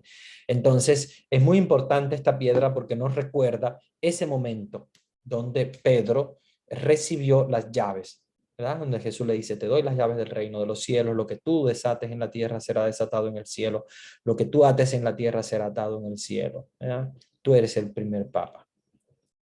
Entonces, aquí es el río Jordán, el río Jordán. Eh, esta foto es sumamente importante. Aquí nosotros renovamos las promesas bautismales. Esta es una amiga mía de la universidad, una colega de la universidad franciscana. Ella es franciscana. Ella y yo renovamos nuestras promesas bautismales en el río Jordán. Ese es el lugar donde Jesús recibió el bautismo. Fíjense que este es el único lugar donde los hermanos evangélicos, donde los protestantes van en Tierra Santa, es el único lugar que ellos visitan, porque los otros lugares no, ellos no les interesan, pero este lugar sí, lo visitan y de hecho allí muchos de ellos se bautizan. Acuérdense que ellos se bautizan por inmersión. Nosotros fuimos solamente para con nuestros pies tocar el agua del río para renovar nuestras promesas bautismales, porque ahí estamos renovando las promesas bautismales, incluso nos echamos agua en las cabezas, pero obviamente ya nosotros estamos bautizados, no era para bautizarnos, sino como para renovar el bautismo, recordando el bautismo de Jesús, ¿verdad? Y ahí estoy con mis hermanos, las religiosas y los sacerdotes. Aquí está este sacerdote amigo mío. También nosotros lo hicimos uno a los otros, él a mí, yo a él, a los demás, para probar ¿verdad? Probar el agua del río Jordán, renovando. Nosotros ya estamos bautizados, no es un bautizo, es simplemente una renovación, o sea, ahí estamos renovando lo que hicimos en el bautismo y por lo tanto con el agua del Jordán, el agua donde Jesús fue bautizado por Juan el Bautista, allí donde Jesús predicó la conversión, allí donde Jesús predicó el bautismo, ¿verdad? Se abrieron los cielos, apareció el Espíritu Santo y recuerden que ahí el Padre dijo, este es mi Hijo amado, este es mi predilecto. Entonces nosotros quisimos también probar esa agua del bautismo. Es un agua un poco fría, ahí me dio una impresión bastante fuerte porque es un agua fría, aunque el clima estaba bueno, pero es un agua bastante fría. Y esto es Nazaret de noche, es hermoso. Nosotros subimos arriba a una basílica que hay en lo alto de la montaña para ver Nazaret, Nazaret de noche, es hermoso. Fíjense que es una ciudad muy, muy moderna, es una ciudad que se mueve, es una ciudad judía, la mayoría son judíos, hay poquitos cristianos allí. Hay cristianos, pero poquitos, no muchos. Allí los cristianos que hay básicamente son los árabes que se han convertido al cristianismo, pero no hay muchos cristianos, hay muy poquitos. La mayoría de los que viven allí, en esa ciudad de Nazaret, son judíos. y bueno, pues tienen su vida normal, su sinagoga, su fe judía. Ellos no creen en Jesús. O sea que piensen, imagínense que esa ciudad donde vivió Jesús, donde predicó Jesús, sigue como si Jesús no hubiera existido, sigue su vida normal. Vean, sigue su vida normal como si Jesús no hubiera nacido, como si Jesús no hubiera existido. Por eso es que Jesús dice, nadie es profeta en su propio pueblo, porque él cuando fue a Jerusalén y a Nazaret, perdón, y quiso predicar en su propia ciudad, en la ciudad donde él creció, donde vivió 30 años en la vida oculta, ¿verdad? Siendo niño, adolescente, después joven, no lo aceptaron, no lo aceptaron por la dureza del corazón. Y esa es la ciudad que todavía sigue sin aceptar a Jesús, y esa es la ciudad que todavía sigue eh, viviendo esa realidad. Terminé un álbum, no he terminado todo, pero ya el tiempo se nos ha agotado y quiero ahora dejar de compartir la pantalla para dialogar un poquito con ustedes, responder algunas preguntas, eh, porque quiero dejar el otro álbum para la clase que viene. Eh, Quiero solamente compartir con ustedes qué les pareció. Pueden abrir sus micrófonos y dialogar un poquito. ¿Qué les pareció algo que no conocían y que llegaron a conocer ahora? O nada, sus impresiones. O si tienen alguna pregunta también para mí, pueden abrir sus micrófonos y dialogar.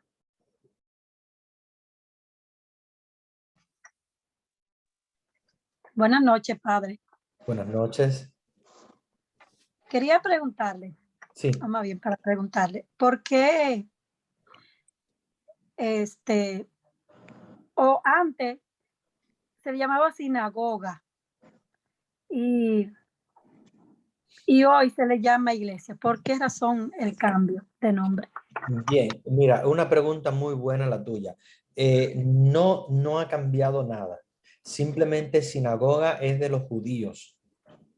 Las sinagogas siguen en la actualidad siendo sinagogas en la actualidad, pero acuérdense que las sinagogas son como las iglesias de los judíos, que ellos le llaman sinagoga porque es el nombre que ellos le han dado a sus templos. Nosotros a nuestros templos cristianos les llamamos iglesia, pero son diferentes, ¿ya? Cuando Jesús entra en la sinagoga de los judíos. Los judíos estaban haciendo lo que ellos solían hacer y Jesús quiso cambiar la mentalidad y decir, mira, lo que ustedes están diciendo, lo que ustedes están esperando, el Mesías, soy yo. Y ellos entonces lo expulsan porque ellos dicen, no, tú eres un falsante, tú te crees que eres hijo de Dios, etcétera, y lo expulsan de la sinagoga. Pero la sinagoga sigue siendo sinagoga en la actualidad, no ha cambiado de nombre. ¿Verdad? Ese es el templo de los judíos, se llama sinagoga, que ellos tienen su templo llamado sinagoga, como los musulmanes le llaman mezquita a sus templos, pero no ha dejado de llamarse mezquita, sigue siendo mezquita. Los musulmanes le llaman mezquita, los judíos le llaman sinagoga. Nosotros los cristianos, cuando construimos nuestros templos, les llamamos iglesia. Pero son tres cosas diferentes. La mezquita es para los musulmanes, la sinagoga para los judíos y las iglesias para los cristianos. Que hay iglesias de diferentes tipos, ustedes saben, está la iglesia católica, pero también está la iglesia protestante, está la iglesia ortodoxa, etcétera, etcétera, pero eso ya lo vamos a estudiar en historia de la iglesia más adelante porque hace una división un poquito más compleja de explicar, pero para que tú sepas que no es que la sinagoga dejó de llamarse sinagoga, sigue llamándose sinagoga, solamente que es la sinagoga es para los judíos, es para ellos, no para nosotros. Se parece a las nuestras porque obviamente la construcción es como la de un templo, tiene columnas, etcétera, se parece a un templo cristiano, pero no es un templo cristiano, es completamente judío. Muy buena pregunta. ¿Quién más quiere hacer alguna pregunta o algún comentario? Tengo Padre, una duda. Sí. Perdón, siga hermanita, después sigo yo. está bien. Padre, ¿por qué si se conservaban las ruinas, ¿Las destruyeron entonces con el paso del tiempo o hasta cuándo las empezaron a conservar? Como para que sabían que era la casa de Sí, Pedro, la casa de María. muy buena pregunta. Esa la vamos a estudiar mejor en Historia de la Iglesia, que es el próximo curso, pero te voy a adelantar ya un poquito. A ver, se destruye porque acuérdate que el pueblo judío no solamente estaba siendo esclavo de los romanos, sino que después de los romanos el pueblo judío tuvo también esclavitud. Y otros pueblos los conquistaban y para conquistar había que destruir porque había que tirar bombas para poder conquistar los pueblos. Entonces, acuérdense que a través de las guerras que ha habido, muchas guerras, se ha habido también bombardeos de aviones, etcétera, se han destruido de alguna manera. Las destrucciones quedaron así olvidadas. ¿Cuándo se vuelve de nuevo a conservar, a tratar de mantener como, digamos, de alguna manera como un lugar para el culto, etcétera? Sobre todo con las cruzadas. Eso lo vamos a estudiar en la historia de la iglesia. ¿Qué pasa con las cruzadas? Muchos de los lugares cristianos habían sido ocupados por musulmanes, por sultanes, que como ustedes saben, ellos también creen en Jesús, solamente que ellos no, los musulmanes creen en Jesús como un profeta, no creen en Jesús como Dios. Igual creen en Juan el Bautista como un profeta, Elías como un profeta, y ellos consideran a Jesús como un profeta. Por lo tanto, muy importante para ellos, pero no es como para nosotros. Para nosotros Jesús es Dios. Para ellos es un profeta. Entonces, los musulmanes habían ocupado muchos de estos lugares. ¿Qué es lo que hicieron las cruzadas? Que yo pienso que fueron, por una parte, una de las cosas más terribles que hizo la iglesia, una de las equivocaciones que hizo la iglesia, quiso conquistar esos lugares santos a través de la guerra, y por eso se llaman las cruzadas. Y los que iban a esa guerra eran los cruzados. Recuérdense que uno de los cruzados fue San Francisco, que después hace toda una conversión muy linda de su vida. Los que conocen la historia de San Francisco de Asís, él era de los cruzados. Entonces, los cruzados eran cruzados porque tenían una cruz en su uniforme, pero eran soldados que iban a conquistar la Tierra Santa, o sea, a luchar contra los musulmanes para quitarles estos lugares, que eran lugares cristianos, y de uno de estos lugares tienen que ser de la iglesia. Entonces lo hicieron con la agresión. Es una de las equivocaciones que sucedió con la iglesia, pero acuérdense que también la iglesia está formada por seres humanos y ha cometido también errores.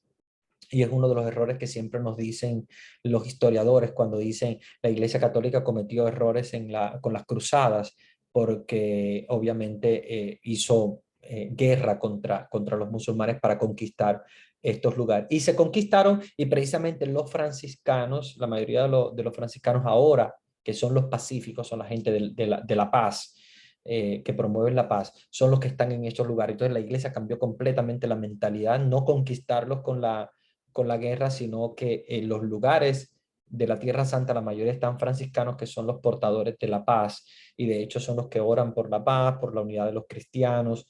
Y bueno, ahora están siendo custodiados, casi todos ellos están custodiados por franciscanos, por frailes franciscanos, que se dedican a orar en estos lugares, a conservarlos, a estar allí, a atender a los peregrinos. Es una atención hermosa que dan los franciscanos en esos lugares, muy, muy linda. Pero sí, pasó ese proceso, se destruyó debido a guerras y después se reconquistó a través de las cruzadas, y no todo fue obviamente a través de las cruzadas, pero sí algunos lugares sagrados fueron conquistados a través de las guerras cruzadas, de las cruzadas.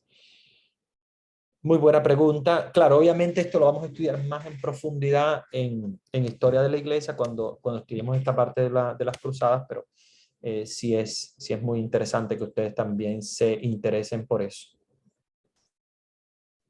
Acuérdense que la iglesia ha cometido errores, pero es porque es normal. Recordemos que todo esto pasó en el medioevo. O sea, estamos hablando de los años 1400, 1300, 1500. Por lo tanto, es normal que obviamente no solo la iglesia, el hombre, el ser humano no pensaba de la manera que piensa ahora, con derechos humanos, etcétera. Todo eso es del siglo XIX. Acuérdense que aquí estamos hablando del siglo XV, XIV. Entonces, la mentalidad del mundo y de la época era muy diferente. Entonces, tenemos que entender también que, aunque fueron errores, son errores que se cometieron porque había otra mentalidad, obviamente. Muy Hola, bien. ¿Sí? padre. Sí, hola, gusto verlo otra vez, bendiciones y estoy bien feliz de volver a las clases. Qué bueno, gracias.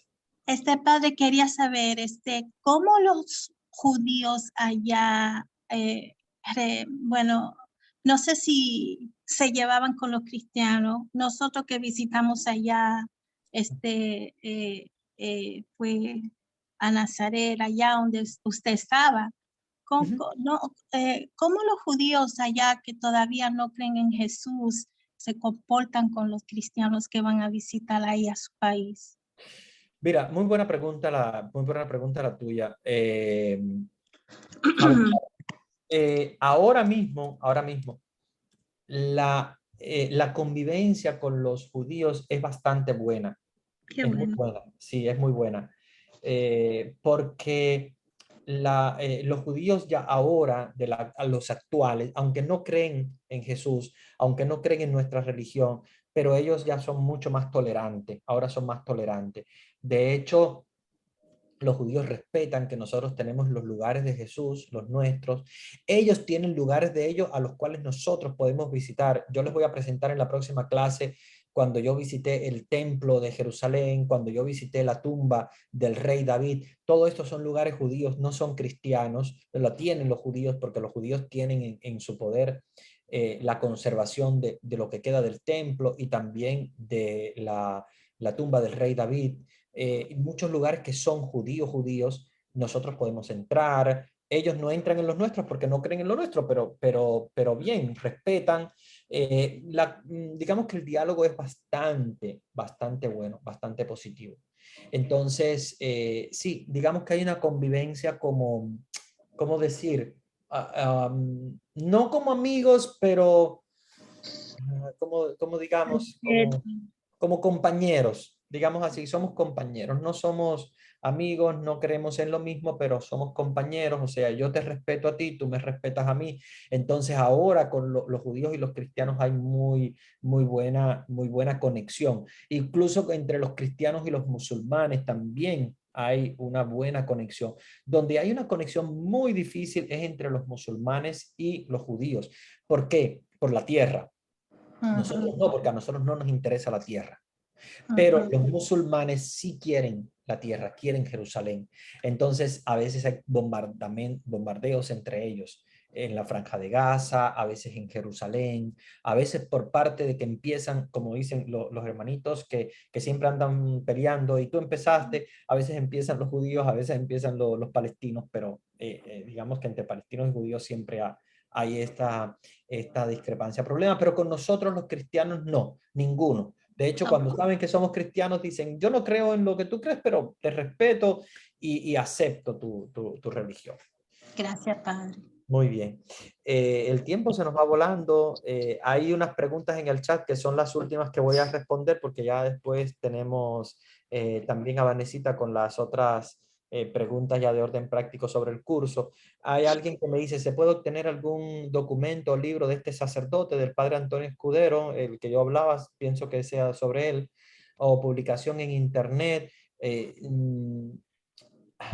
Yo tendría que ver, porque acuérdense que todo lo que él escribe es en italiano, entonces es muy difícil que él tenga un libro, pero sí les voy a mandar un link donde él tiene en YouTube, por ejemplo, aquí en YouTube, él está hablando Cuando se habla de por ejemplo, miren, les voy a compartir, yo creo que hoy vamos a tener un poquito tarde, pero no importa porque hoy es un día un poquito especial.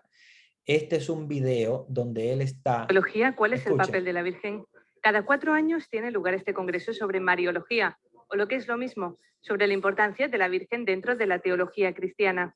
Gli studiosi, gli esperti. Estudiantes y expertos en Mariología de todo el mundo participan en este congreso, desde investigadores hasta autoridades académicas. 350 personas se han reunido en Roma para esta conferencia. El tema que se trata es la repercusión del Concilio Vaticano II en la Mariología, en una visión de conjunto. La teología Este no es sí. solamente Entonces, él es Antonio Escudero, que es este mariólogo más importante que les decía de Roma, y ahora va a hablar, escúchenlo. Déjenme darle un poquito de atrás para que lo escuchen desde el principio. Él se llama Antonio Escudero. Pueden ver algunas cosas tal vez en internet buscando por su nombre, pero lamentablemente casi todo lo tiene en italiano porque él da clases en Roma. La teología no es solamente, europea o americana o africana, sino que se dan unas manifestaciones que son riqueza. O sea, este pluralismo es realmente riqueza del cristianismo. Pero por la repercusión internacional y la expectación que generan, las apariciones marianas tienen una especial importancia, sobre todo durante el proceso de discernimiento. El profesor Escudero asegura que en los últimos siglos las apariciones marianas han aumentado. Es un proceso que lleva mucho tiempo y está bien que sea así, porque la cosa requiere tiempo, se trata también de eso de estudiar, evitar cualquier precipitación, y son unos momentos de gran significado de Iglesia. Sin embargo, la Virgen es un punto especialmente importante en la nueva evangelización. Entonces, ahí lo escucharon hablando porque él es una de las personas que el Vaticano ha nombrado para estudiar los mensajes de la Virgen de Medjugorje, que como ustedes saben, todavía no es una aparición aprobada completamente por el Vaticano, porque como él dice, no podemos precipitarnos, porque él dice, es que la Virgen se está manifestando todavía. Sigue hablando, hasta que no haya un momento en el cual la Virgen deja de manifestarse, no podemos poder hacer un discernimiento completo, porque el mensaje es muy extenso, como él dice, y él está estudiando todo lo que la Virgen ha hablado, ha dicho desde el principio de su manifestación en Medjugorje, que como ustedes saben, la Virgen de la Paz en Medjugorje, hasta la actualidad, que todavía sigue la Virgen dando mensajes a través de estos videntes de Medjugorje que todavía están vivos. Él dice, si todavía están vivos, todavía sigue viva el mensaje mariano, por lo tanto tenemos que seguir haciendo discernimiento y estudiando en profundidad todo este mensaje, a ver qué es lo que la Virgen nos está queriendo decir. No es como Fátima o como Lourdes, que ya murieron los visionarios, donde ya se terminó toda la manifestación de la Virgen. En Medjugorje es algo que todavía sigue y es muy amplio, es muy grande. Entonces él es uno de los que el Vaticano ha nombrado para estudiar las apariciones de la Virgen de Medjugorje. Si ustedes buscan por su nombre va a aparecer muchas cosas en internet. A mí me dio ahora por abrir y me apareció este video de él en este Congreso Internacional de Mariología, pero sí, es una de las personas más estudiosas de María. Si a ustedes les gusta mucho el tema de la Mariología, pueden buscar su nombre y bueno, buscar sobre... Ya les digo que en español va a aparecer poco, pero tal vez aparece algo. Tal vez yo le puedo buscar algo y incluso le puedo escribir para que me mande si tiene algo y compartirlo con ustedes. Lamentablemente se nos agota el tiempo y ya prácticamente en el chat la última pregunta o la última aclaración es: los musulmanes no creen en Jesús como Dios, sin embargo saben y confiesan que Él es quien vendrá al final en su segunda venida. Sí, exactamente, así como tú dices, pero no como Dios. Ellos lo piensan como un profeta que vendrá. El profeta. Claro, no tiene la importancia que tiene el profeta Mahoma para ellos. Para ellos el profeta más importante es el profeta Mahoma, pero el profeta Jesús para ellos es muy importante. O sea, para ellos es un profeta importante, pero no es el profeta más importante. Para ellos el profeta más importante es Mahoma. Y entonces, claro, obviamente los demás profetas, como ellos le dicen profeta Jesús, le dicen profeta a Juan el Bautista y así. Bueno, ya tengo que terminar porque... Alberto, quería hacer una pequeña... ¿Podría hacer una pequeña acotación sobre los pueblos monoteístas? Rapidísima, porque tengo a Vanesita esperando para... No, quería acotar de que, bueno, los pueblos monoteístas, como son los judíos, los musulmanes y los cristianos, bueno, los musulmanes, entre ellos y los judíos hay diferencias por el hecho de Ismael y de, ¿no es cierto?, de Isaac, el hijo de la libre, el hijo de la esclava. Y bueno, y nosotros venimos a ser como el hijo de la libre, ¿no es cierto?, de la Santa Virgen María. que con Jesús trajeron la vida al mundo, no como Adán y Eva que trajeron la muerte, ¿no es cierto? Por eso prácticamente al caer en el pecado, la hija de la esclava y la hija de la libre, así está representada esa parte, y por eso nosotros estamos como en el medio. Yo, por eso creo que está esa pequeña división, pero ya se va a dar, como dijo el Señor Jesús, que todos seamos uno, como tú y yo, Padre, somos uno. Eso quería acotar más. Claro, muy bien, muchas gracias por tu acotación. Sí, y básicamente también ellos nos ven a nosotros que no vamos a quitarles nada de la tierra, porque ellos luchan mucho por la tierra, pero ellos saben que los cristianos no vamos a quitar nada de la tierra, simplemente tenemos esos lugares, que son lugares importantes de la tierra de Jesús, pero nosotros no vamos a quitarle territorio. Sin embargo, entre judíos y musulmanes sí hay lucha en cuanto al territorio, al país, porque acuérdense que los judíos tienen Israel y los musulmanes tienen Palestina. Entonces esos dos pueblos luchan mucho. Nosotros estamos en el medio, pero fíjense que nosotros somos como esa mano que los une, que les da la mano uno entre otro, porque nosotros buscamos la paz entre los dos. El Papa en el Vaticano, de hecho, los invitó al presidente de Israel y al primer ministro palestino. Acuérdense que Palestina no es país no es considerado país, por eso le considera un primer ministro, y entonces unió a los dos en una misma reunión, incluso los tres juntos sembraron un árbol en el Vaticano, una cosa muy linda, pero nosotros somos como ese intermedio que ayuda en la paz, claro. Bueno, yo voy a dar la bendición porque Vanesita sé que tienes algo que comentarle a ellos sobre cosas ya de logística del curso y lo demás. Así que todo lo que tengan y preguntas y todo, tráiganlo a la próxima clase porque la próxima clase voy a seguir. Tengo todavía otros álbumes más para presentarles. Esto solamente es Galilea. Acuérdense que todavía falta Jerusalén, Belén, las otras fotos para que ustedes vean todo esto. Espero que esto les haya emocionado bastante porque a mí me emocionó mucho cuando yo visité y cada vez que veo estas fotos me emociona mucho ver los lugares de Jesús. Y bueno, quiero que ustedes se emocionen y sigan nuestros cursos aprendiendo cada vez más de Jesús. Voy a darles la bendición y los dejo con Vanesita. El Señor esté con ustedes. Y con tu espíritu. Y la bendición de Dios Todopoderoso, Padre, Hijo y Espíritu Santo, descienda sobre ustedes y permanezca para siempre. Amén.